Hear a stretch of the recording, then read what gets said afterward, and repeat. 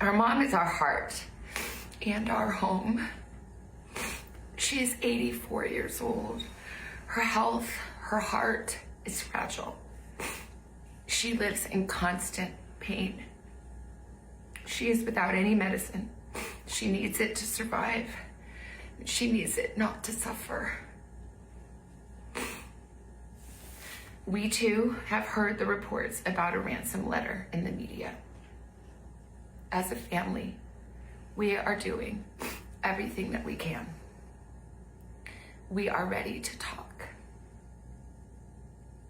However, we live in a world where voices and images are easily manipulated.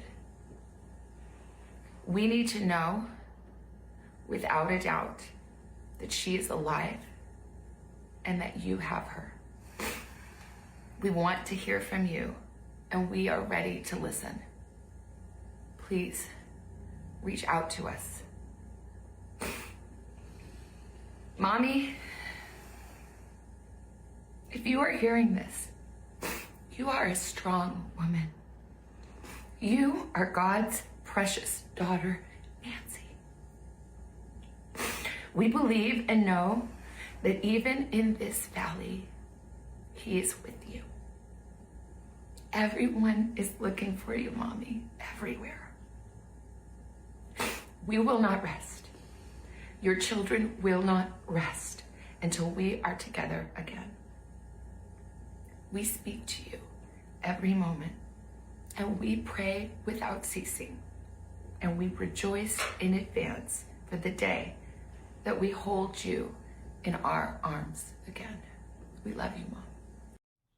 A heartbreaking message, and many experts say a strategic one. It gives credence to the reports of ransom notes, which officials were quick to acknowledge but cautious to verify publicly. One of those alleged notes was sent to local Arizona station KOLD. We spoke with an anchor there who saw the note. Here is what she says about that note and what the FBI said at today's news conference.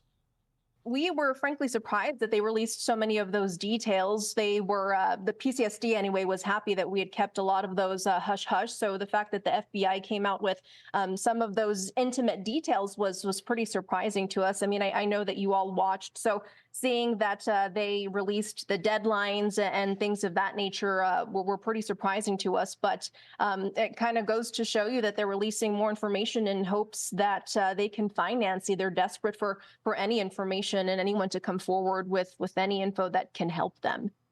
Well, and it's clear that the authorities are taking this ransom note very seriously. Let's lean into a couple of the details. One is they said 5 p.m. deadline. You've seen the note. Just to clarify, is that on Mountain Standard Time or is it Eastern Standard Time? To be frank, there was no specifics in that. So I am not sure time zones when it comes to that. And yeah, law enforcement wasn't clear either with what time zone. And Mary, I hate asking this question, but if you can add to, there was a 5 p.m. deadline today. Did they outline what consequences that would possibly be threatening Nancy? Unfortunately, I can't get into that, but I mean, deadline obviously implies that something needs to be done in order to meet that timeline. So I'm curious if they're going to release more details as we approach the second deadline, as they mentioned. So all eyes are on law enforcement to see what details they're going to be releasing now. And again, bit by bit, we are more and more surprised that they're releasing some of these details, but goes to show how desperate they are. Well, and I'm curious about that. And just to quickly clarify one more point, late in the press conference, Special Agent in Charge Yankee did actually say that the second deadline was on Monday. Is that correct? He did say that, yes, correct. And that matches with what you saw in the letter. A lot of the facts were correlating, but we are still not talking about the contents of the letter just yet. But some of the information that they released, I will say, a lot of it is accurate compared to what we have. Well, thank you. And I don't want to put you on the spot. I just think it's so interesting that they really did talk a lot about it. Is it your sense, Mary, that they said in the press conference that there was no communication protocols in the ransom note, meaning how the family would be in contact to make a ransom payment if they were going to.